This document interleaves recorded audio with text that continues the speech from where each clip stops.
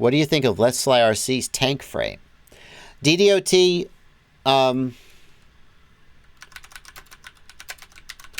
I know you guys love the Tanq.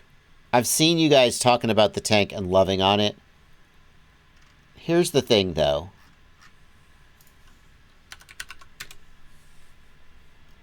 Here's the thing.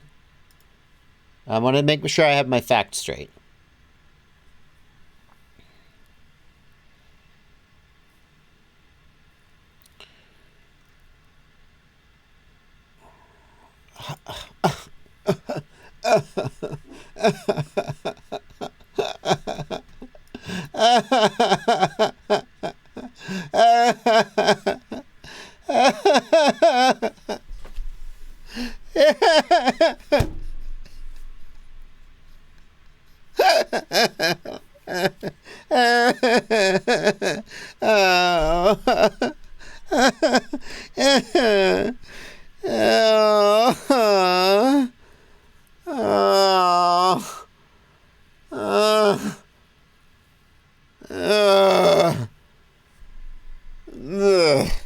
It's 175 grams, dude. Oh. Like, so, like, he looked at the bot grinder frame, which comes in at 164, and went, hold my beer. Now, it's got, like, 8mm carbon fiber arms. It's so durable. So, like, if you want a frame that is heavy and, in my opinion, flies worse, but you can beat the shit out of it all day long, I'm so glad that the Demibot and the Tanq exist. Because you freaking weirdos are out there. Apparently.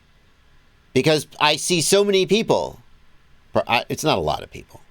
Well, let's not overstate it. I see so many people who are like, the Demibot, finally the frame, finally a frame that I can fly and not break the arms all the time. And I'm like, what have you been doing? You've been driving over it with a truck? What do you do with your frame that you're breaking arms every day? I don't know. Probably flying harder than me. Not that that's hard.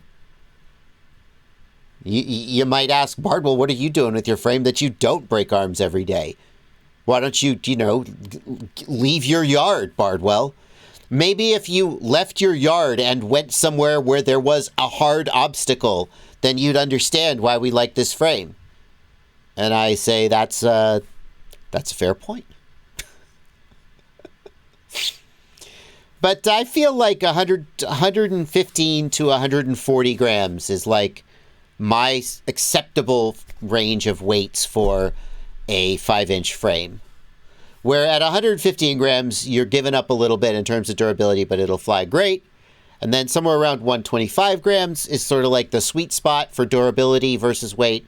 And around 130 or 140 grams, it's like, okay, I feel like you're starting to get a little chunky for me, 145 grams is like Leonardo DiCaprio's girlfriend when she hits 25 years old and 6 months. And he's looking at her like, 26 is coming, honey. You're about on the way out. And if you don't know that about Leonardo DiCaprio and the ages of the people he dates, well, you could look it up. For me, 145 grams is like Leonardo DiCaprio's 26 years old. It's like, bye. You got fat. I'm out. By the way, I only have that policy about quadcopter frames. Not people. Okay? I would never say that to a person. That's cruel. That's mean. It's shallow. It's not who I am. But quadcopter frames are not people and don't have feelings. Only the people who create them have feelings. So, to me, it's a heavy frame. I'm not interested. What can I say? It's just not for me. Ghost Twig. But if you do want an ultra durable heavy frame, and there's a valid point here. Hold on, one more thing. There's a valid point here. You fly the O3 Air unit and no GoPro, and boom, You're breaking even on the weight, and you have the most durable frame you can imagine. Completely valid.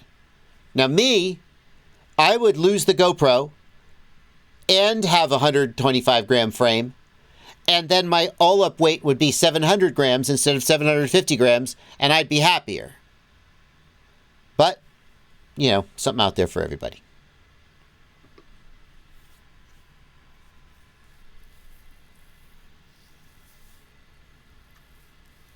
Don't I have stock in Rotor Riot? Asks Pat Leiter. No. I work for Rotor Riot sometimes, like I appear in episodes. When I work for Rotor Riot, I am paid a nominal sum that is less than my usual day rate, but I like working for I would rather say work with Rotor Riot, but since they pay me, it's fair to say work for. But I like working with them.